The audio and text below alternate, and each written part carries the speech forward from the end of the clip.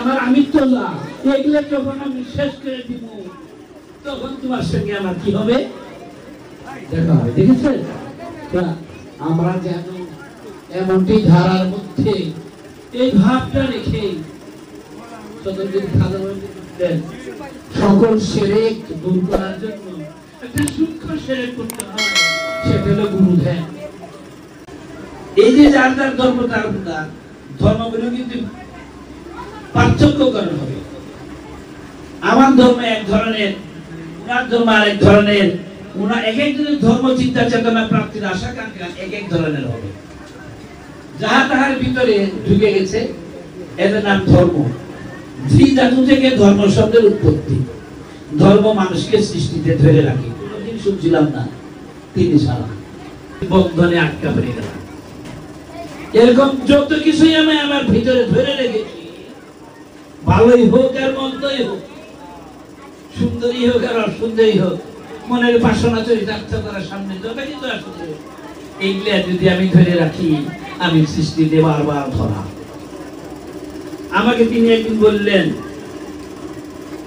Master সাহেব, জি বাবা, the religion is not at all acceptable but it is completely avoidable.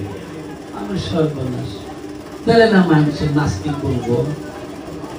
ধর্ম কোন ক্রমেই গ্রহণযোগ্য নয়, সম্পূর্ণ পরিত্যাজ্য, কমপ্লিটলি অ্যাভয়েডেবল। মানে নাস্তিক বলবো না, বুঝার কারণে বলে। তার মানে এই যে যাহা আমার মনে মননে লাগে গেছে আমি ওদের পিছে পিছে ঘুরি,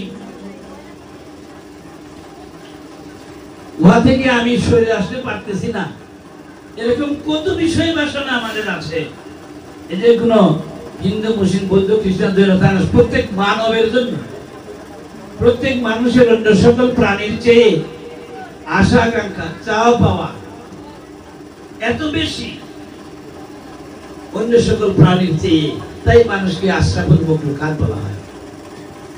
আর এত বেশি ধর্ম রাশি দেওয়া হয়, এগুলো আল্লাহর আয়াত বলা হয়েছে। এগুলো আল্লাহর পরিচয় পাওয়া যাবে এগুলো নিয়ে সাধনা করলে। এই সাধনার যে পদ্ধতি, এই পদ্ধতিতে কুরআন, বাইবেল, গীতা, ত্রিপিটক প্রত্যেকটার মধ্যে এমন সুন্দর বর্ণনা দেওয়া, ওগুলো দেখলে আমরা গ্রহণ করা থেকে ময়ূরটা শেষ করে দিয়ে আমরা যেন সরে আসতে পারি, জন্মচক্রের মধ্যে যেন আর ধরা না খাই। এই জন্মচক্রে ধরা না খাওয়ার যে পদ্ধতি, তার নাম হলো সালাত। আরবিতে, বাংলায় বলে ধ্যান, ইংরেজিতে বলে মেডিটেশন। ওর মধ্যে এমন ডুব দিব, what is the coming of the phenomenon invisible my brain, যাহা আমার মস্তিষ্কে আসিল তাহা আসার কারণটা কি, হোয়াট ইজ দ্য কামিং। এবং দেখলাম এই যে আমাকে শেষ পর্যন্ত কোথায় নিয়ে যাই, কোথায় অপদস্থ করবে নাকি কোথায় কি করবে, এটার ফলশ্রুতি যদি আমি দেখতে পারি, এই দেখার যে পদ্ধতি, এর নাম সালাত। সালাত is a method to know the style of nerves attached for the anaesthetic. আমি এনে দেখবো যাহা আছে, আমি তার পিছে দৌড়াবো না। আমি আগে মনের ফুল স্ট্রেংথ, মনন খাটিয়ে দেখবো এ কেন আসলো, ওই নসিমান কেন আমার মাথার মধ্যে জাগলো। তাই বাবা বলেছেন, এমন টিকের একটা উদাহরণ দিব আমি মাত্র।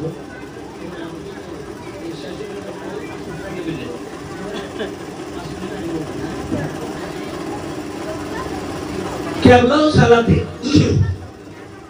তিনি পরিষ্কার করে লিখেছেন, মনে করেন আপনি রাস্তা দিয়ে যাচ্ছেন, হঠাৎ করে মেয়ে মানুষ, কেবলাও সালাতের উদাহরণ দিচ্ছেন, উনি বলেছেন এবং লিখেছেন, হঠাৎ করে আপনার চোখে একজন মেয়ে মানুষ পড়ল।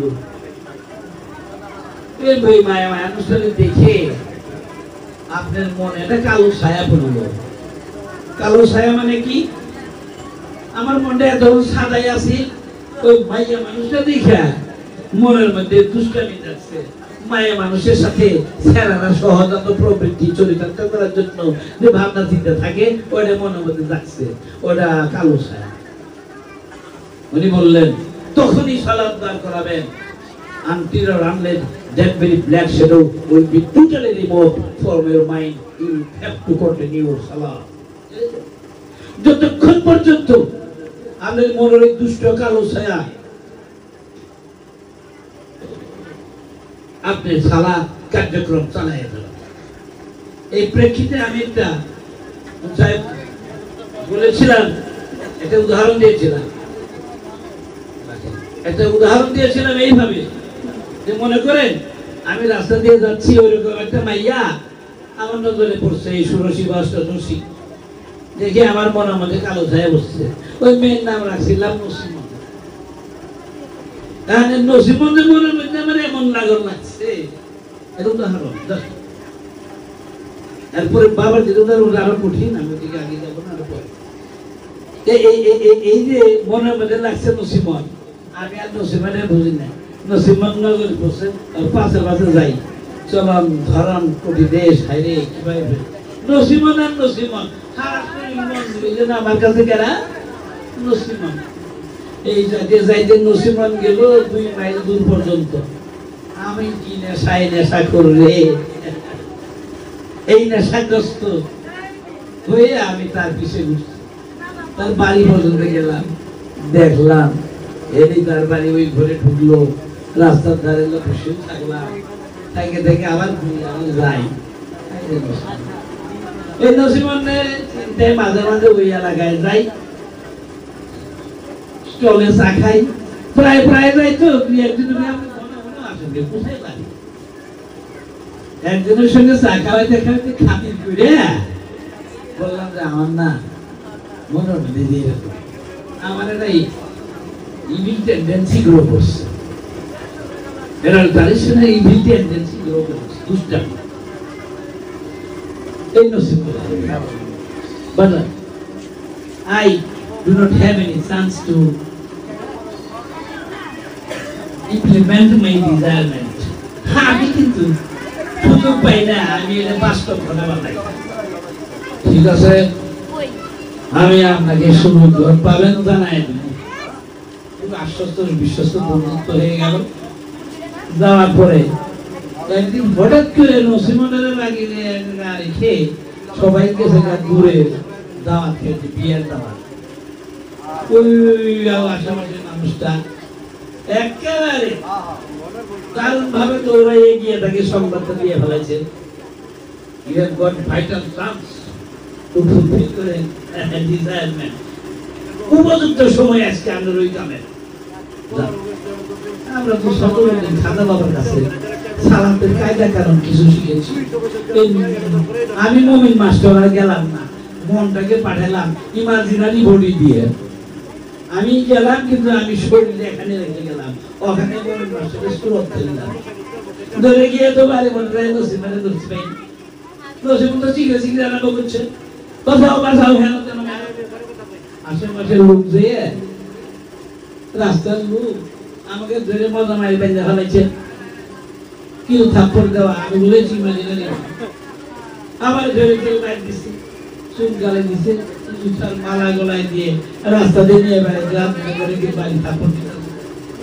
এবং নিতে নিতে বাইরে আমার পিছে হাজার মানুষ প্রায়।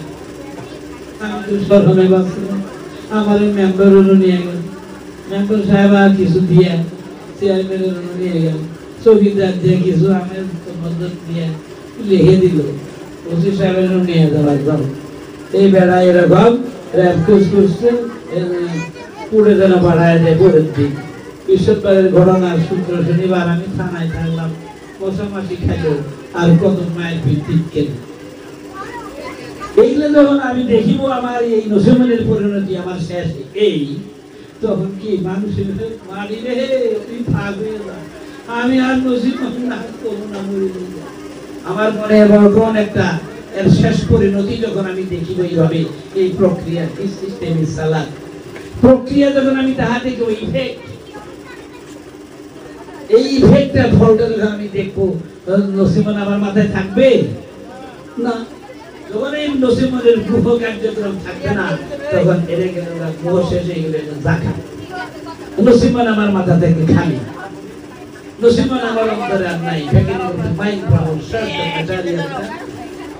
এই যে মনে যখন আর বিষয়ের মোহ আর থাকলো না, তখন জায়গা হয়ে গেল আমার মন খারাপ। এরকম যত বিষয় আসবে আমি তো উদাহরণ দিলাম, যত বেশি আসুক না কেন, cause of coming of the phenomenon, effect of the phenomenon আমরা দেখে নেব। তাই সূরা ফাতিহার কনসেপ্ট অফ প্যান্থিজম নামক পুস্তকে আমি শেষ করব।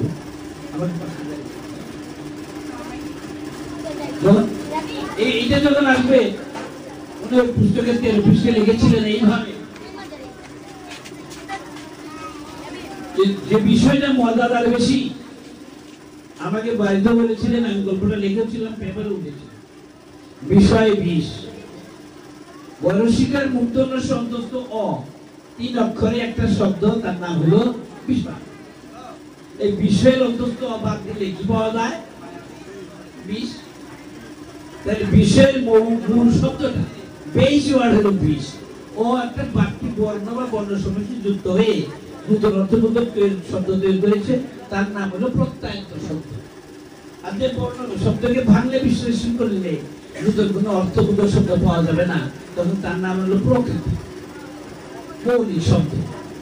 তাহলে প্রত্যয়ান্ত শব্দ হলো বিষয়, যে অতিরিক্ত বর্ণ এসব কিছু যোগ হয়েছে, তার নাম হলো অপ্রত্যয়। ও যদি আমি কেটে দেই, আসল শব্দটা আমি কি পাবো? বিষ। তো বিষয় মানে বিষ। তার কাছেই একমাত্র শুনেছিলাম যে বিষয় বিষের উপরে চিনি বা মধুর প্রলেপ দিলে এটাকে সুগার কুটের প্রয়োজন বলে। কি প্রয়োজন? সুগার কুটে। অর্থাৎ বিষ আছে, ওর মধ্যে চিনি আর মধু মিশিয়ে দেই, শেষে মজায় মজায় খাই। শেষ পর্যন্ত এত মজা লাগে, মজায় খাইতে খাইতে শেষ পর্যন্ত কি খেয়ে ফেলেছি? বিষ খেয়ে ফেলেছি। বিষয় বিষ। দেখেছেন? এখন এটাকেই তিনি বলেছেন এইভাবে যে অবজেক্টস অফ প্লিজার, মজার বিষয় মানুষের ধরে রাখে, দুঃখটা কিন্তু ধরতে চায় না। অবজেক্টস অফ প্লিজার, আমি আবার বলছি, ওনার লেখা সূরা ফাতিহা দ্য কনসেপ্ট অফ প্যান্থেন পুস্তকের 13 পৃষ্ঠায়, আপনারা পুস্তকের পাইলে নিয়ে দেখে দিবেন যে objects of pleasure of human life in the phenomenal world, এই বিষয়ের জগতে মানব অন্তরে জীবনে যত আনন্দের বিষয় আছে, অবজেক্টস অফ প্লিজার, যত আনন্দের বিষয় আছে, অল আর সুগার কুটের পয়জন, সব হচ্ছে বিষয়ের উপরে চিনির প্রলেপ দেওয়া। কমপ্লেক্স সেন্টেন্স তো পড়তে হলো, if no salad is applied on those matters of phenomenon, যদি সালাদ প্রয়োগ করা না হয় ওই বিষয়গুলোর উপরে, তাইলে সুগার কুটের প্রয়োজন থাকবে। সালাদ প্রয়োগ করলে আমি যখন ওর ফেনোমেননের যে ইফেক্ট আমি দেখতে পাবো, শেষ ফলটা দেখতে পাবো, তখন জাকাত হয়ে গেল ওই বিষয়টা, তখন ও আমার নিকট আসবে সারাবান দৌড়া। তখন আমি তাহাই করিব, তাহাই খাইব, মুখের সঙ্গে থাকা যাবে না। তাই করিব, তাহাই খাইব, করলেও জানা করলেও তুমি, খাইলেও জানা খাইলেও, দেখলেও জানা দেখলেও তাই, ধরলেও জানা ধরলেও তাই। ও শূন্য বরাবর বৃতবত চাহিদার মতো আমার ওইরকম উহার প্রতি ওই শূন্যতা একেবারে তলানিতে গিয়ে শেষ হয়ে গেছে, তখন উহা আমার জন্য সামান্যতম মোহ থাকলেই আমি আবার জন্মচক্রের মধ্যে কত সময়ের জন্য আটকে, কত হয়ে মরে গেলাম না, ওইটুকুই আমার, বা 6-10 মিনিট বাঁচলাম, ওইটুকুই আমার। আর যদি আমার মজার ঘনত্ব, thickness of pleasure and enjoyment কঠিন থাকে, তাহলে আমার দীর্ঘকালীন সময়ে যতক্ষণ পর্যন্ত আমার এই সমাপ্তি না ঘটবে, আমি তো আর জীবন চক্র থেকে রক্ষা পাইতেছি না। এইভাবে সকল বিষয়গুলো যখন আমরা মোহ শূন্য করে যাব, আমার কর্মকাণ্ডগুলি এমন হবে বিষয়ের সাথে সালাতের মাধ্যমে শেষ পরিণতি ঘটিয়ে দেখে ওয়া থেকে আমি সম্পূর্ণ যখন বেরিয়ে আসবো, তখন ওটা হবে আমার রব্বাহুম শাক্কাহুম সারাবান, তো রব করতে সারা সাকি রূপে, যেটা মদ খাওয়ায় না, তেলে মদ খাওয়ায় না, তাকে সাকি বলে। সাকি রূপে একজন গুরু তার ভক্তদেরকে বিষয়গুলো চিহ্নিতকরণ করে দিয়ে সালাত প্রক্রিয়া শিখিয়ে দিয়ে এই কাজ করেই চলে গেছে। আপনি জালালউদ্দিন রুমি বলেন, খাজা মাইনুদ্দিন চিশতি বলেন, শামসুল তাবরিজ বলেন, হাফিজ বলেন, উমর খাইয়ুম বলেন, খাজা বাবাগণ বলেন, তারা তাদের ভক্তদেরকে এইভাবে সকল বিষয়গুলিকে চিহ্নিতকরণ করে দিয়ে শূন্যের কোঠায় নিয়ে মুখের অংশটা শেষ করে দিয়ে সৃষ্টির বন্ধন থেকে ছুটিয়ে নিয়ে যান। চিন্তা করেছে? এর কিছুদিন আগে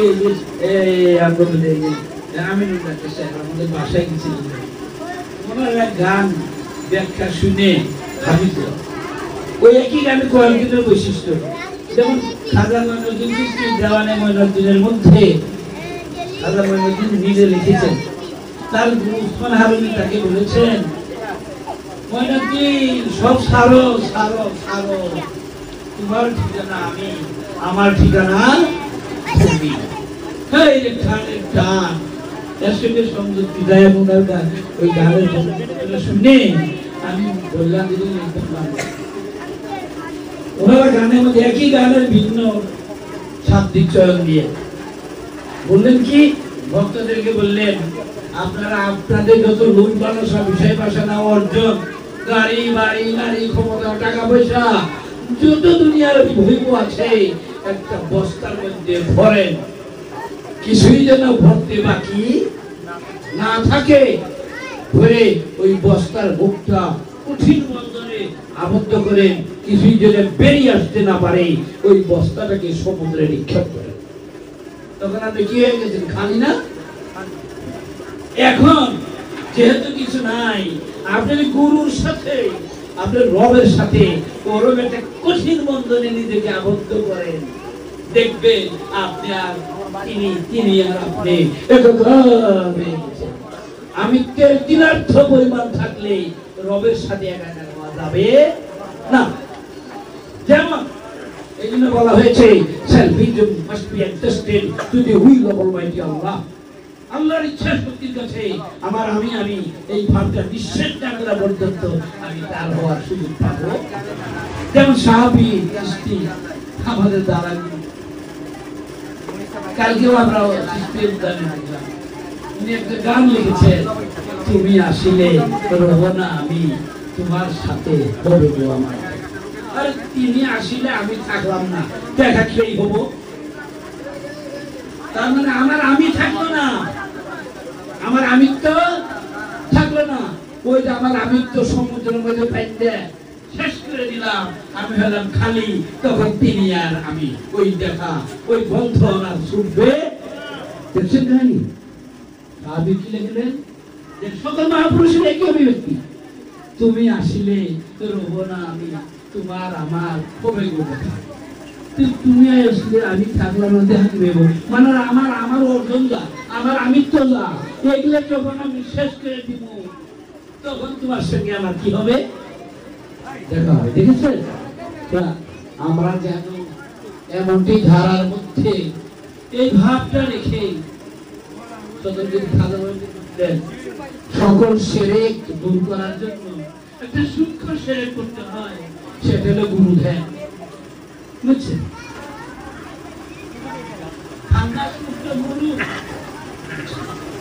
ঠিক আছে, আমরা যতটুকু বললাম আজকে মাওলার অভিষেক অনুষ্ঠান, আমরা যখন আমাদের জীবন পরিক্রমাটা এইভাবে শেষ করে ইহা বাস্তবায়ন করতে সকল বিষয়ে সালাত চিহ্নিতকরণ করে সালাত জাকাতের মাধ্যমে খালি হয়ে ওরকম বস্তার মধ্যে সব ধরে আমিত্বমূলক সকল কিছু বস্তা ধরে সমুদ্রে নিক্ষেপ করে খালি হয়ে আমার রবের সাথে কঠিন বন্ধনে যদি আবদ্ধ হয়ে যেতে পারি, তাহলে আমাদের এই জন্ম সার্থক। এই আশাবাদ ব্যক্ত করে আমরা যেন এই জন্মে এই সার্থকতা অর্জন করে চলে যেতে পারি। সদরদের বাবা আমাদেরকে এই ব্যাপারে তৌফিক দান করুন। এই বলে আমি আমার কথা শেষ করছি। জয় গুরু।